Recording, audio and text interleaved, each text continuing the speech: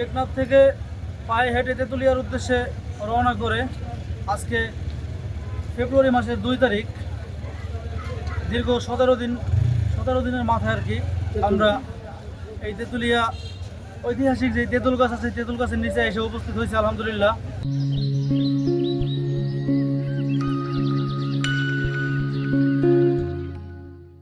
আমরা যেহেতু বাঙালি, আমাদের সবাই একটা স্বপ্ন থাকে নিজের দেশটা ঘুরে দেখবো।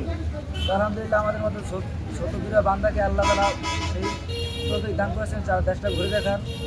এর আগেও আমরা 64 জেলা ঘুরছি, তখন আমরা বাংলাদেশের 64 জেলায় প্রত্যেক থানা প্রত্যেক ইউনিয়নে আমাদের পার্ক সাবাস আলহামদুলিল্লাহ আমরা প্রত্যেক জেলায় ঘুরেছি। তো বাংলাদেশের মানুষ আলহামদুলিল্লাহ, মানুষের চলাফেরা, মানুষের আচার ব্যবহার বলতে গেলে খুব তারা ভালো, সবাই আলহামদুলিল্লাহ ভালো। সবার জন্য দোয়া থাকবে, আমাদের জন্য আলহামদুলিল্লাহ আপনারা দোয়া করবেন। আমরা বিগত 17 জানুয়ারি রোজ শনিবার আমাদের নিজস্ব জেলা মাদারীপুর থেকে টেকনাফের উদ্দেশ্যে রওনা করি। আর 18 জানুয়ারি রোজ রবিবার টেকনাফ থেকে পায়ে হেঁটে তেঁতুলিয়ার উদ্দেশ্যে রওনা করে আজকে ফেব্রুয়ারি মাসের 2 তারিখ দীর্ঘ 17 দিনের মাথায় আর কি আমরা এই তেঁতুলিয়া ঐতিহাসিক যে তেঁতুল গাছ আছে তেঁতুল গাছের নিচে এসে উপস্থিত হয়েছে আলহামদুলিল্লাহ। যদিও এটা পৃথিবীর ইতিহাসে বা পৃথিবীর আকারে অনেকটা ক্ষুদ্র একটা পথ, কিন্তু আমাদের বাংলাদেশের তুলনায় বাংলাদেশের প্রায় এক মাথা থেকে আর একটা মাথা। সবার বলতে অনেকেরই মানে শখ থাকে যে, বা অনেকের স্বপ্ন থাকে যে এত বিশাল একটা পথ অতিক্রম করার। কেউ হাইটা করে, কেউ গাড়িতে করে, কেউ সাইকেল নিয়ে করে, কেউ বাইক নিয়ে করে। তো আমরা আলহামদুলিল্লাহ হাইটা ভ্রমণ করতে পারছি, এই বিশাল পথ অতিক্রম করতে পারছি। এই জন্য আল্লাহ তাআলার দরবারে যতই শুকরিয়া আদায় করব ততই কম হয়ে যাবে।